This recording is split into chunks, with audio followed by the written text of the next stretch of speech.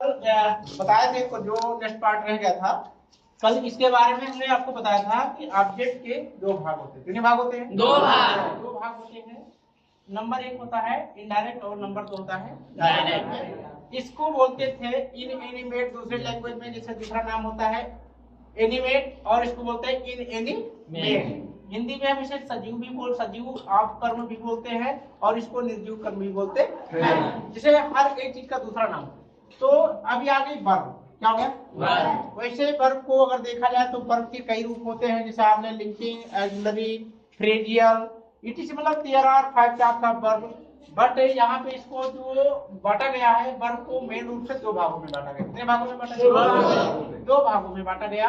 Number एक इसका होता है ट्रांजिटिव वर्ब। क्या होता है? Transitive verb. देखिए कुल तो वर्ब है, लेकिन वर्ब दो प्रकार के होते हैं, एक होता है ट्रांजिटिव और एक होता है इंट्रांजिटिव। क्या होता है? इंट्रांजिटिव। Transitive verb. अच्छा वर्ब क्या है आप लोगों को पता नहीं? वर्ब होता है doing verb, word is called verb. आप doing word is called verb. जिस शब्द से या आ verb is a word from which found that action is called verb. मतलब जिससे हम किसी कार्य का करना या होना पाते हैं, वही जिस शब्द से हम किसी कार्य को करने का या होने का बोध होता है उसे हम क्या कहते हैं? वर्ब बोलते हैं। क्या बोलते हैं? वर्ब बोल रहे हैं। आई एम रीडिंग, मैं पढ़ा रहा हूँ, तो रीडिंग शब्द क्या हो गया आपका? Verb.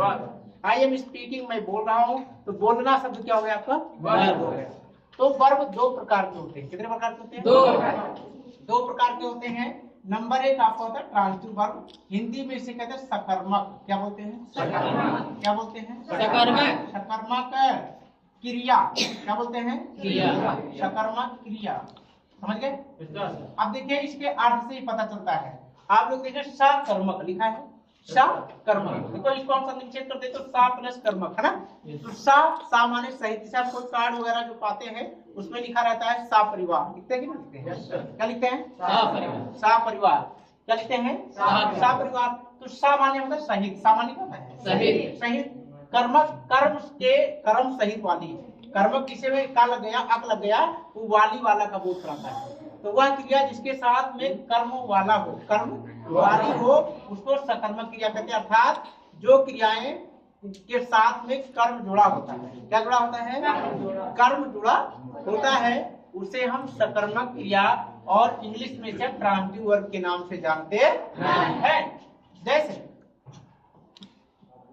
he goes to temple, TEMPLE, temple.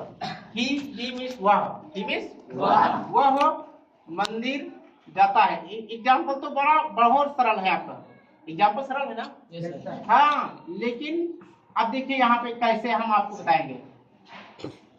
अब देखिए ही मीन्स वह, माने वह, गोज मीन्स जाता है, गोज मीन्स जाता है, टू माने को, टेम्पल माने मंदिर। इसमें को शब्द छिपा है, समझ गए? हाँ, तो वो मंदिर को जाता है, अर्थात वो मंदिर जाता है। तो यहाँ पे कहा जाता है? मंदिर।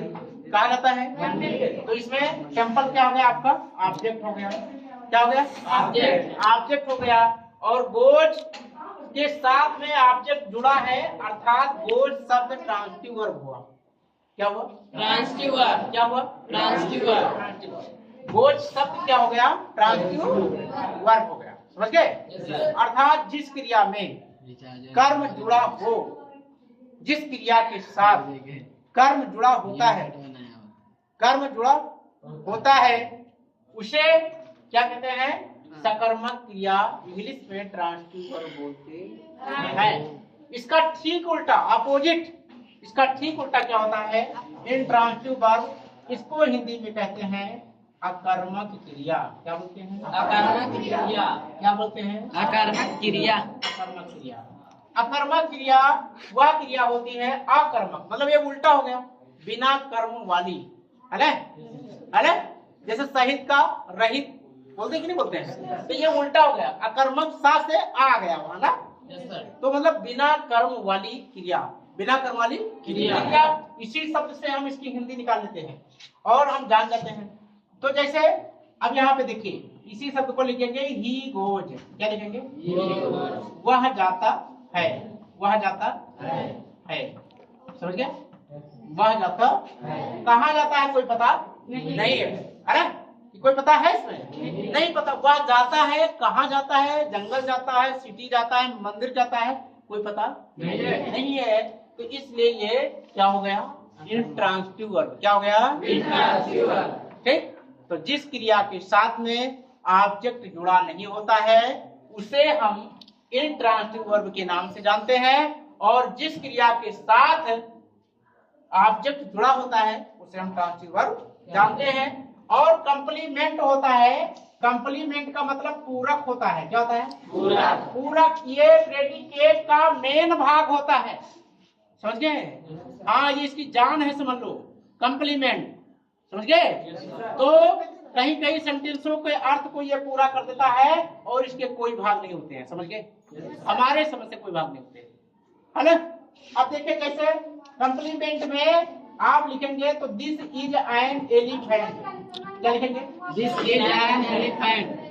This is an elephant. तो दिस, अब इसमें सब्जेक्ट कोई, दिस क्या है? सब्जेक्ट है। बहुत से लोगों से पूछो, बहुत से ग्रामर के लोग कहेंगे इसमें एलिफेंट है। बहुत से लोग कमेंट भी करेंगे, कहेंगे नहीं सर आप गलत बता रहे हैं, इसमें क्या है? एलिफेंट है, सब्जेक्ट यही होना चाहिए। लेकिन ऐसा नहीं है। ये आपका एन एलिफेंट ये आपका कंप्लीमेंट के रूप में है, जो वाक्य का अर्थ को पूरा करने में मदद करता है। समझ गए? हाँ। तो दिस क्या हो गया? आपका सब्जेक्ट हो गया।